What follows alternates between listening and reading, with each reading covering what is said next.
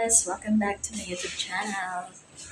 So, ngayon guys, nandito po kami sa Hotel de Fides. So, ito yung area guys ng Hotel de Fides.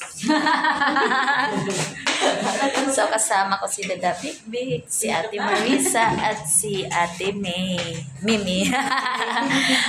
Siya yung namin guys, most participative sa class. Kasi guys, nag-training po kami. Lagi po siyang para sa points guys ng barangay Pinangumuhan. Kahit pagkanta guys, siya yung first na nagtaas ng kamay. Ayun, may 500 points.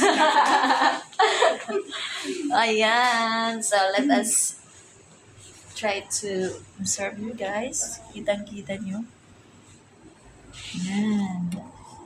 Nandito po tayo ngayon sa hindi sa Biliran, sa Tacloban pala. Tacloban City. Yan guys, oh. So, nabasa siya dito guys. Pwede naman to siya ma-open. Ito. So, hindi lang natin i-open guys. Ayaw ko mag-effort. Charot. So, ayan guys. Nag-ready na kami kasi pupunta kami ngayon sa taas, sa 5th floor. Dahil nandito kami sa 2nd floor. Kami ay kakain. Mag-breakfast na tayo guys. Kasi mamaya sasabak na naman sa napakarami activities. Balik, kami guys. Student na naman kami. Kahit hindi na.